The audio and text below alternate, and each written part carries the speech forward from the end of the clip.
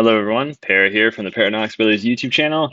Today I'm going to be doing a video about warriors and where I feel like they kind of are right now and where they could go in the future, some possibilities. As always, as a disclaimer, this isn't a be-all end-all to warriors. It's not a guide to warriors. It's nothing really like that at all. It's more so just a conversational video about warriors in the current meta as of making of this video. Obviously, metas are constantly changing, so this might be invalid at some point down the line. But yeah, so with that being said, let's go ahead and get into it. So an overview of what we're going to be talking about here. Warriors have been considered for the longest time as a counter to Chaos Turbo, and the reason for that being is because Warriors have a lot of cards that are inherently good against Chaos Turbo, like Mystic Swordsman level 2, Grandmaster Sasuke, and in general speaking, just the old school thought when the Chaos decks were coming around initially was to just overwhelm them, overpower them, and take them out before they have a chance to passively build up graveyard resources and then come in with the big dudes. So, but that strategy kind of has fallen out of favor recently, mostly due to Gravekeeper Spy and Spirit Reaper, things of that nature. So the passive decks are becoming even more passive and building up resources even faster thanks to cards like Thunder Dragon, Upstart Goblin, things like that. So, so as a result of that, they've been losing popularity gradually, and they've also been certainly losing in results, which is directly related, right? So the results aren't really there, so people aren't wanting to play them as often. So let's see what we could do to possibly bring it back into favor. So to do that, we have to understand what the problem is really. And in general, warriors, now I'm not talking about BLS or Chaos Sorcerer if you run that in your warriors, but for the most part, warriors are capped at around 2,000 with the exception of like Zombira or Goblin Attack Force if you're using some sort of Earth Beat strategy, or if you're using Zombira in your main deck. Which is a major problem because Gravekeeper Spy is 2,000 defense. It spawns another one of itself. It makes it a really big issue to get over. So you have to draw into some sort of out, and typical warrior decks don't have too many once it's flipped face up. You can obviously run Mystic Swordsman level 2, which is a great card. However, it does make you it's a very you have to protect it or it's not going to last long. In most cases, they'll summon a Dekorchi, maybe even another spy from their hand and just like try to run into them. So, and also it's not it's not a dark, it's not a light, it doesn't really help you with chaos. But Mystic Swordsman level 2 is still a great answer, but once it's flipped up, it doesn't do good at all. It also feels like a terrible top deck when you're in a situation where you really need an out to something. But also, warriors are really good in the early game, provided that they get their eyes on board and start overwhelming the opponent immediately. But as soon as they start losing momentum, and the opponent, like the Chaos Turbo deck in this case, is able to start building up those resources, building up the defenses, it becomes really, really difficult to overcome that. And it's really difficult to get back in the game. But to mitigate that, they've tried to incorporate more cards into the main deck, like Mind Control, Trap Dust Shoots, and things of that nature. However, unfortunately, like cards like Trap Dust Shoot and Mind Control can be a terrible brick in a tournament setting if you're playing against like another Warrior or Earthbeat or Goat Control. Those cards aren't as good, and additionally, they're really bad in top deck situations. So when you do start losing the game, those are not going to be the cards that get you into the game. In most cases, Mind Control and some exceptions, but yeah, for the most part, they're not going to help you really restore control. So the objective of this video, what I set out to do, is to see how we can possibly improve it. And I think a good way to do that is to look at what Chaos Turbo decks are doing and what makes them so dependable, makes them so reliable, because that's a big reason why they're so popular, is because they optimize the monsters to benefit the use of spell cards, which are some of the most powerful cards in the game, and they have an engine devised to where they can properly abuse those cards and use them over and over again, and it makes it really oppressive at times, especially when you're talking about like Delinquent Duo, Pot of Greed, or Graceful Charity. But and also the chaos engine is so reliable that chaos monsters, being the most powerful monsters in the game, more often live in those decks than they are not. So let's see what makes Chaos Turbo so good. So, as I said before, it's like a well-defined monster engine and allows it to take advantage of the best spells in the game. Um, but also, just like anything else, competitively, when a a deck type, or say if you play like, say if you play like Super Smash Bros. Or something, and your character is really popular, well, the meta for that's going to get pushed even further, whereas a lesser played character's meta won't be pushed as far, as fast at least. Maybe it'll get there eventually, but it won't get there as quickly because there aren't as many people exploring it. That's just the nature of it. So that's helped the deck out as well. And you would think in some ways, well, wouldn't it hurt the deck because a lot of people now play it, so you know how to counter it? Well, the truth is, it actually helps it because people will eventually counter any deck that becomes remotely popular. But what helps Chaos Turbo is there's so many players, and in this day and age, the GOAT format players online, a lot of them talk to each other. They can come up with strategies to beat the counter strategies that people are trying to implement. So they can kind of be one step ahead of the game in a lot of cases. So let's look at this deck from Anthony Alvarado, who's a really good GOAT format player, and generally, from what I can see, most of the time will play a Chaos Turbo deck, and similar to this one. Most of the Chaos Turbo decks at this point are pretty similar, mostly because of what I said before. They've kind of optimized, particularly the monsters, they've optimized quite a bit. Not really too many surprises there. Spells, same thing. Some people play card destruction, some people don't. And then the traps are where the most variables are. But in this case, it's really, honestly, it it's still enough the same to just use this as a template. And since this is the first place from the GFC that just recently passed, I think it was a good example. So we see here that they have the Thunder Dragons, as is in every Chaos Turbo deck. I think Thunder Dragon is really good, and there are multiple reasons. Firstly, it thins the deck. This is in no particular order, but it thins the deck. It allows the Chaos engine to be online more often. You can fail to find, so you can always discard this card from your hand to get it into the grave if you need a light. You can use it as discard fodder for Rikeki Break, things of the like. It makes Delinquent Duo worse for your opponent, and it makes Delinquent Graceful Charity better for you. So that's two of the most powerful spells in the entire format, and Thunder Dragon just makes both of those. It makes one of them worse against you, and makes one of them good, even better for you. So that's another reason why Thunder Dragon is so fantastic, and maybe even the main reason. Because Delinquent Duo is such an oppressive card, making that card worse is a really big deal. Which is to say, I think Thunder Dragon can be used in a lot more decks than what they currently are, and it doesn't even have to be in a passive strategy, because it is a brick in a way, but it makes Chaos monsters less bricky in that sense. So yeah, so implementing Chaos or Thunder Dragons into decks that do play any kind of Chaos makes a lot of sense to me. So let's take a look at some Warrior decks. This is a older Warrior deck from a few years ago in 2019 from the Nano. It's a first place FLC 10 deck, and this is what was being called Warrior Chaos Turbo, which is a deck. If you've been watching the GOAT format YouTube channel, you probably saw that they had a really cool series where the Nano and HATBLS were playing for a large sum of money, and Nano opted to use a Warrior Chaos Turbo deck. So I don't know how many people actually were aware of this, but that's not the first time they used it. They've used a deck similar to it. That deck is obviously different than this one in some ways, but there are a lot of similarities, obviously. And the main one that stands out is the use of Chaos Sorcerer and Thunder Dragon, which, if you know the history of Warriors, you know that Chaos Sorcerers used to be a lot more common, but have in the recent years, maybe even like the last 3 years or so, have become very, very much not common. But I think using Thunder Dragon and Chaos Sorcerer make a lot of sense. Chaos Sorcerer kind of mitigates some of that issue I talked about earlier, where it doesn't have enough gas to continue the match after it loses its momentum. Chaos Sorcerer is one of those cards that could just get you straight back into the game.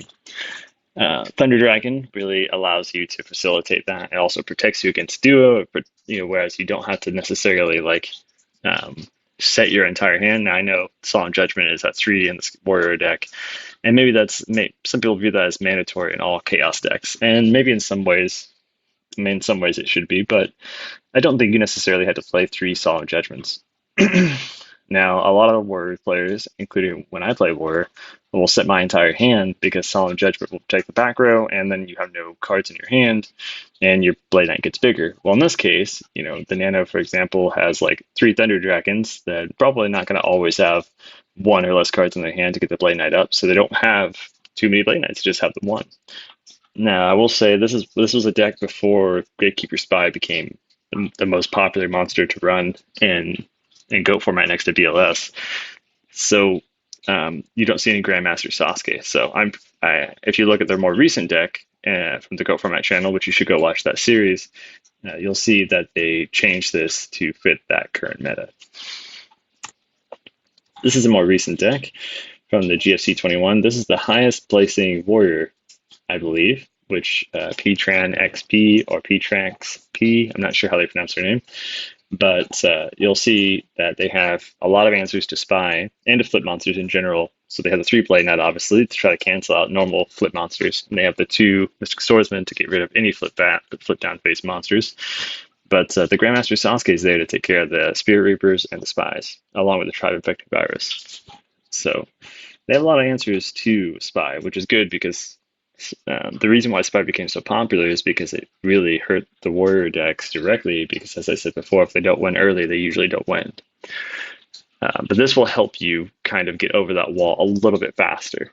I will say, though, it's still not necessarily good enough. I'm sure all warrior players, including myself when I play warrior, run into that same issue. Even though you have outs, drawing into them or having them at the right time, it's not as easy as it sounds. So. But this is actually a pretty well-constructed warrior deck, I'd say. And this is what I'm calling this prototype deck. So this is a deck I've kind of been playing with on Dueling Book Rated Ladder, and I've had a decent amount of success with it so far, kind of changing cards as I go. Certainly not saying this is like the perfect build, it's just to get some ideas. So Thunder Dragons, Sinister Serpent, I wanted it there for that hand advantage. And since I had that, I went ahead and wanted to play Regeki Break as well. I have Regeki Break at 3 in here, and maybe 2 is a better answer, but I kind of like it at 3. I think sometimes, at least in my experience, I really just need a darker light in the grave. Usually in this case, a dark. And we don't run too many darks, and that's one potential issue. Maybe there's somewhere to be modified to add in. But yeah, let me go through my logic here. So the Thunder Dragon was there for my reasons I stated earlier. Sinister Serpent, similarly. It just makes those 4 cards in a row just make Delinquent Duo so much worse and Graceful Charity so much better. Also, if your opponent is playing card destruction, it actually benefits you quite a bit. So we have the BLS because it's the best monster in the game, and the Chaos Sorcerer to allow you to have a little bit more of an opportunity to get back into the game once you kind of lose your momentum, because you will hit those walls at some point. And when you do hit those walls, you'll have the Grandmaster Sasuke, which are at 2 in this deck. I think 2 should be the mandatory minimum, in my opinion. I'm not the first one to have said that, but I feel like 2 is the minimum you should be running in this current meta if you're playing Warrior, because you're going to run into Gatekeeper Spy without a doubt, and it's just nice to have an out that you don't have to put too many resources into. You could just slap that guy down and then run into the Gatekeeper Spy and destroy it, or the Spirit Reaper and destroy it, or they'll go 1-for-1 with some sort of trap or something like that. But if you have it in the main deck, they're probably not going to have a ton of battle traps ready for you, because the theory is now with most Chaos Warrior or Chaos Turbo decks, if you look at Anthony Alvarado's, for example, I mean, he has the Regeki Breaks in there, but they're not really banking. They're kind of banking on their defenses lasting long enough for them to be able to get resources in the grave and win the game. So you obviously want to disrupt that as soon as possible, and Grandmaster Sasuke does just that. Do have the 1 Blade Knight, because it's really nice to have a searchable, another searchable light, but also a searchable card that can get up to 2,000 when you need it in a pinch. Kaiku, because it's a really strong card against Chaos. 2 Kaiku is something I feel like would benefit this deck really well, and maybe there's some reason to say like getting rid of the Sinister Serpent or getting rid of the Sangan, and then like cutting down 1 Regeki Breaker or something like that to put another one in. But Breaker, because it's a really good card. Exile Force, DD War Lady, really good cards. Don Zalug is, when it is really good, it's really, really good. I feel like it can work really well in warrior decks, especially when you have answers to the back rows, which we have a lot in this deck. Sangan, And that's it for the monsters. Sangan searches one, two, three, four cards in this deck, which I think is enough to justify it. It's also a level 3, so it can get under stall cards like Level Up Area B and Gravity Bind. Moving on to the spells, you have the 3 best spells, and then you have 2 upstarts. So, at least in my opinion, I feel like having upstarts is not going to really. 2,000 life points sometimes does matter, especially when people play a ton of Solemns. But I think the consistency is worth it, at least in a deck like this, because you really don't want to lose your momentum ever, and you really don't want to give them life points either. But you don't want to lose your momentum. You want to be able to draw into cards that are going to be able to provide you with answers to keep your attack on and destroy any kind of wallets in your way. And Upstart really gets you to those cards faster. So there's 2 in here. 2 No More Crossout, which is the best card probably against Chaos Turbo decks. Heavy Storm, Skull Space Typhoon, Snatch Steel, Reinforcements to the Army, and the only other card that kind of is an outlier is the Book of Moon. I think Book of Moon is, I have it in this deck as a in the place of the 3rd Solemn Judgment, which you see there's only 2. I think 3 Solemn Judgment is a lot, and I've played it many times. I do think it's a lot. It can be really good, but I think a lot of times, at least in my own experience, I Solemn Judgment like Snatch Steel, some Tribe Infecting Virus, something like that, when a Book of Moon would have done just the same thing, and not for half my life points. So I like Book of Moon in the main deck. Mirror Forest, Torrential Tribute, Ring of Destruction, and then 3 Regeki Breaks. The traps are where it gets very odd here. So instead of Sakuretsu Armors, because we're playing Thunder Dragons, it makes a lot of sense to play Regeki Break because of the versatility, the flexibility the card offers you. 3 might be too much. You can obviously play 3 and play 2 Trap Dust Shoot or whatever, but to me, especially when I'm prototyping decks, I like to go in like extremes, especially when it's not consequential to try something and it not work. So I go into like levels of extremes to try to see what works and what doesn't work.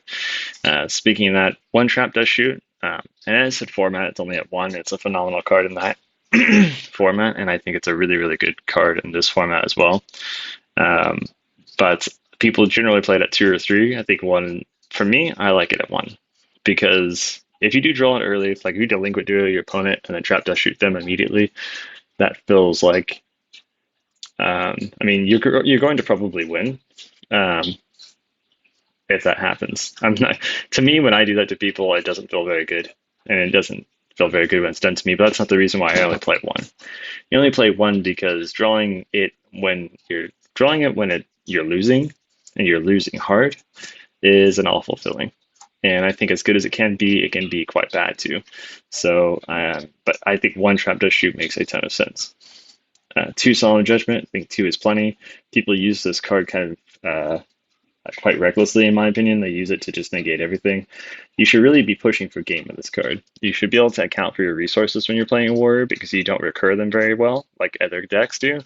And you need to assess what is okay to lose and what isn't okay to lose. And you don't want to necessarily just activate Solemn Judgment on everything or anything. A lot of times you want to be pushing for game, or if you're doing it to save your life, you're probably already losing pretty terribly anyway. And so you should probably have some better answers to try to prevent that. For example, if 1,000 Eyes Restrict to summon, you don't want to have to Solemn the meta. You want to be able to book them with 1,000 Eyes Restrict. That's an example. But obviously, there are many cases where Solemn Judgment is fantastic. So, but moving on, 3 Jar of Greed, just to add to the consistency of the deck. I love the Jar of Greed card and how it works, just because it's so chainable and you plus off of it so easily because your opponent, when used correctly, essentially your opponent will try to use a Mystical Space Typhoon, maybe even a Heavy Storm. You activate it, you draw a card, they lose a card. They get nothing from their card, so it's really nice in that regard. You can obviously set multiples and kind of coax your opponent into setting back row when really you have no real back row and you just have a Heavy Storm waiting for them with a bunch of Jar of Greeds, and then you chain them all, and that feels really good. So I think it's a very tactful card. I think you have to be pretty tactful to use Jar of Greed well to really get those advantages. Obviously, anybody could just set it and play it, but to get the most out of it, you have to be somewhat tactful about it, and I like those types of cards. So So this is the prototype deck I'm currently working with. You guys should, if you're interested in it, take this exact deck, modify it, make it better, whatever. Just make it suit yourself, and just see what kind of results you get. So let's talk here. Okay. So Thunder Dragon, the reason why I feel like this card is so good and able to be played in Warriors is once again, it bends your deck size, allows you to get your good cards faster, makes your opponents do worse, your charity better, all those things I said before.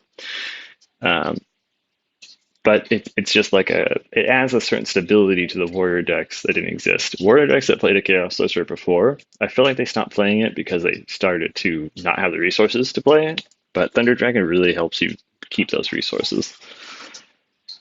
Ninja Grandmaster Sasuke, it's a searchable light, which is always really good. It's a warrior, which you can search reinforcements to the army. It makes Spy and Reaper not a problem, and it has a really good attack. Obviously, it's susceptible to Tsukiyomi, but that's just is a reality you have to face when you play warrior decks. Upstart in Jars, they add for more consistency, gets your Thunder Dragons faster than your opponent gets to their own, and you could potentially get pluses off the Jar Greed. And Regeki Break, we have Serpent in this deck, so it's something you can like activate during your standby phase, get your Serpent back, destroy one of their cards, etc. Very flexible, chainable, unlike Sakura's armor that's not chainable, and it allows you to manipulate your graveyard when you need to in a pinch. So that's the reason why I think those 3 cards should be included in there. That's all that I have for this presentation. So hopefully you guys, I'll go back to the deck here a lot fast. Hopefully you guys can take something similar to this or some ideas from this. I'm sure I'm not the first person to say these things. And I mean, obviously the Nanomes made a deck that used Thunder Dragons and a similar strategy. And the more recent one, which I did not have in this presentation, go look on the Goat Format channel videos and see it in action and how he used it. And he was playing against one of the best Chaos Turbo players, so obviously it can be quite good. So I encourage other people to start trying to play this as well, and then maybe we can get the warrior representation and more so the warrior like victories up higher to kind of maintain that balance there. So hopefully you guys like this video. Let us know what you think down below, and we will see you in the next one. Thanks for watching. Bye-bye.